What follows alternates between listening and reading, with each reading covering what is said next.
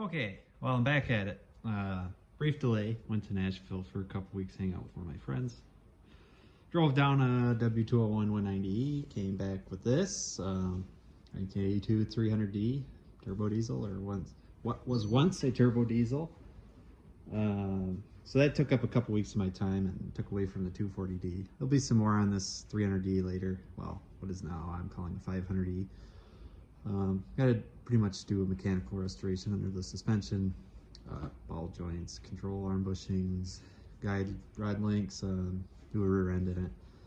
Just stuff to support the build that's under the hood. I'll show you that here.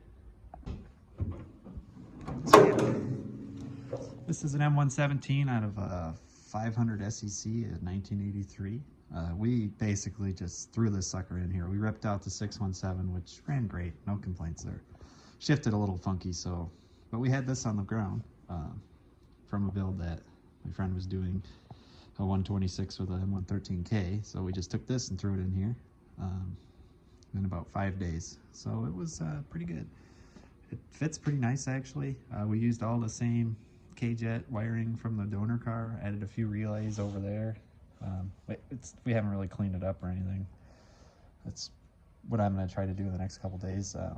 You know, cut the springs on it, put some 16-inch bunts on it that we had. Sorry, my driveway is a mud box, so everything's dirty. But it is a black 300D with black interior with sheepskin covers. The cluster says 456,000. Not sure if that's accurate. It's not very rusty, but it's also from the south, so hard telling. It's got some weird paint stuff going on in the hoods that I'm not used to seeing around here. And obviously the windshield seal is ruined. But yeah, I call this one Dale because it had a Dale Earnhardt badge from some Chevy dealer on it in the back here. So it's Dale, and it is now a 500E. No, I did not pay $1,000 for that badge. I got some knockoff one from Japan. But yeah, let's move all this stuff out of the way so we can get up there to that guy and back to the rotten 240D restoration.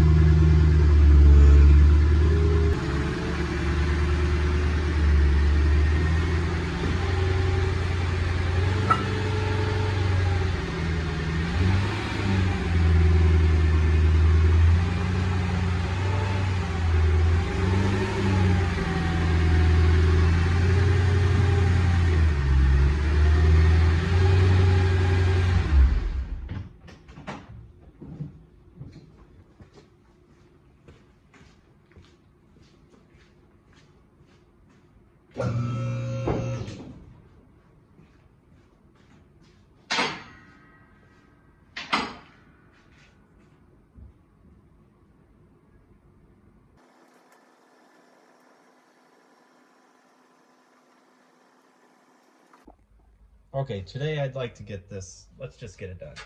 Up here, get that done. We got to make some stuff, and then we'll move to the back here and fill in this little hole. I've been really dragging my feet, I guess, on this part. we just need to get it done. So that's going to be today's goal. Get that done, do a little bit on the outside, try to fit one of the jack points in there a little better, and then we should be good to go on this side.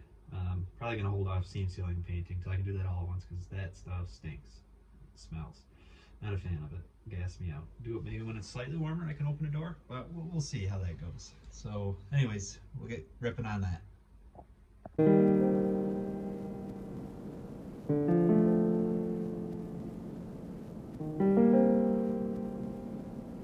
The story you are about to hear is true.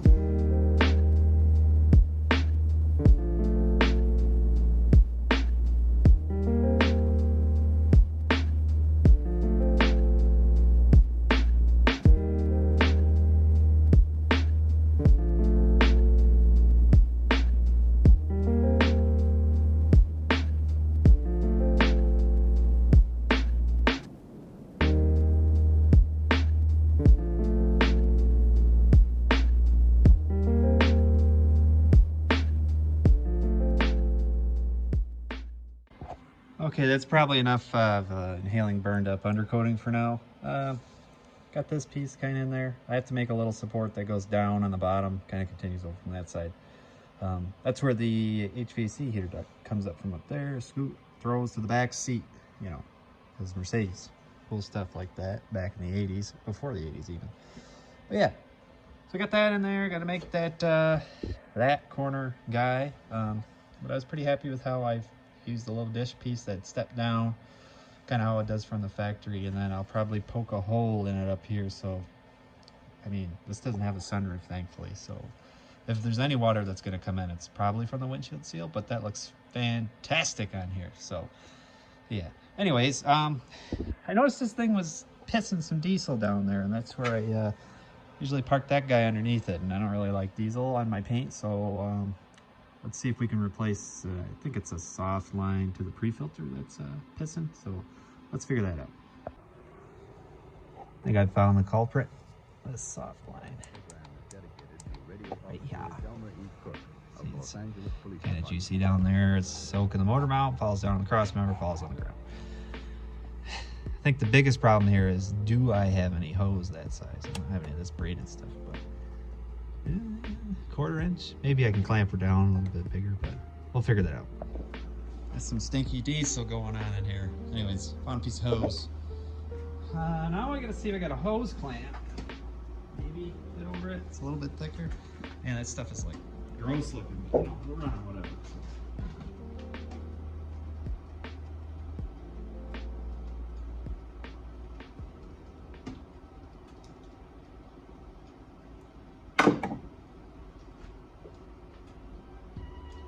I don't know, you guys will have to let me know if you like the long form time-lapse stuff, or me just working at normal speed.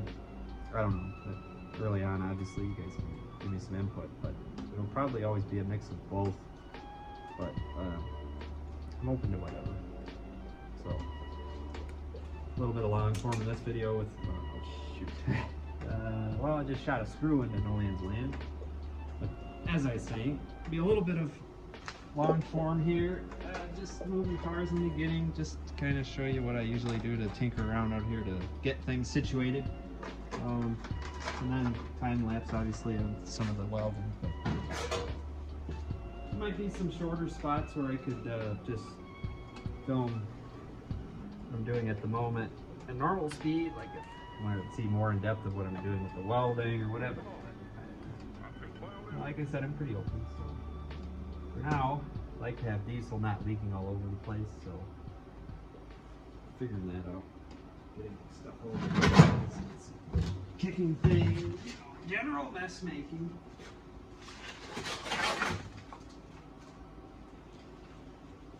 I guess I gotta go look for some hose clamps. I'll be back. I found one hose clamp. Get that going. Yeah.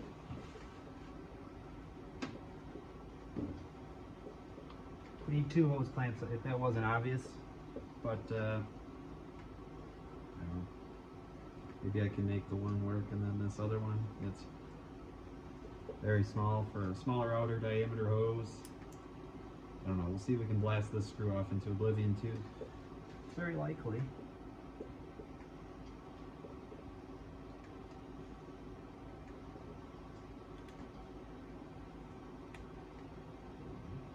Maybe.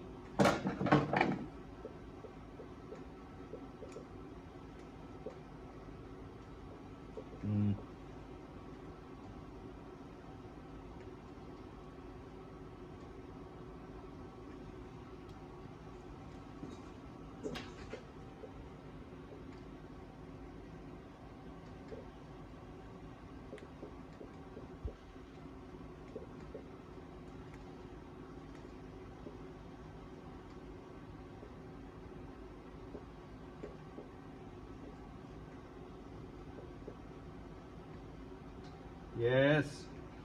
Beautiful. Now don't blast off as I try to put you on the hose, please. Oh, this pre-filter. I think it's probably older than me. Probably gonna shatter as soon as I try to tighten this hose clamp down, but come on, Diesel. Lubricate. There you go. Help me. Yep. It's always good to make sure you use a Phillips and a flathead hose clamp. You know, don't keep it consistent. That would just make too much sense. Oh, it just occurred to me that I recently bought a multi-kit of hose clamps at the old Tractor Supply on sale. Could have just grabbed some from there, but here we are. You know, I don't do it because I'm smart. Alright, now we gotta prime this sucker back up. Leak even more nasty diesel all over the place. Oh, this is disgusting. Oh yeah, just dumped it all over the ground. Alright, that should be good. There's no battery in this, so, you know, guess I'm not going to start it up and make sure it'll start, but it'll start. Come on now, she's been starting for a while now. Anyways, that's done. Done pissing diesel on the SLC when it parks under here at night. Once it becomes summertime, I tend to leave the cars outside a little bit, but it's cold, windy, snowy. Got lots of trees up in the yard here. A lot of stuff falls down. Can't be risking that. I only parked the parts cars out over in Tree Row there, but you guys haven't seen that yet. A couple future projects out there. Two 1950s Mercedes-Benz 190 D, I guess you could call them. Depends on the year. Pre-60, it's like DB or something. I don't know. They're diesel, 4 cylinders, 4-speed on the trees. 2 of them to make one nice one. The one's really nasty, rotten, no floors. I got that for free, actually. Kind of cool. The other one I paid $1,000 for. Body's kind of rough, but it has floors, so you know. So that'll be on the channel someday. But I think for now, it's gonna wrap up everything on the 240D for today. I think next video we'll actually finish the other side of the floors over here. But coming along nicely. I got that center crossing for the seat to go in, and that should be good. Then we have to fill the little hole up there in the firewall. That's actually going to be kind of tricky, but I think I can continue the rocker that, you know, used to be there on the inside, bring it up, and then just melt over. I've actually done that before too on my gray wagon over here. This one was actually really rusty too, but he's fixed. As you can see, this one still has a diesel in it. Not sure what I'm going to do with this car, but I don't think it's going to be here forever, but I did only pay $250 for it, so I've done a lot of work to it, obviously. But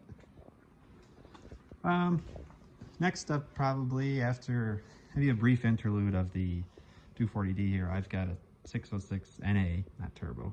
I got a 606 turbo in the old Yeller wagon out there. His name's Bob, but he just drives and drives. Nobody really cares about Bob. But yeah, I'm gonna take this, get it all refreshed. It only has about 95,000 miles on it, and put it in this 123 wagon, which is an NA 617, so it's almost unreasonably slow. because I'd like to be able to drive it at a normal speed. But yeah, that's going to wrap it up for today. I leave you with the gaping hole that is the driver's side recorder of this car, and we'll catch you on the next one.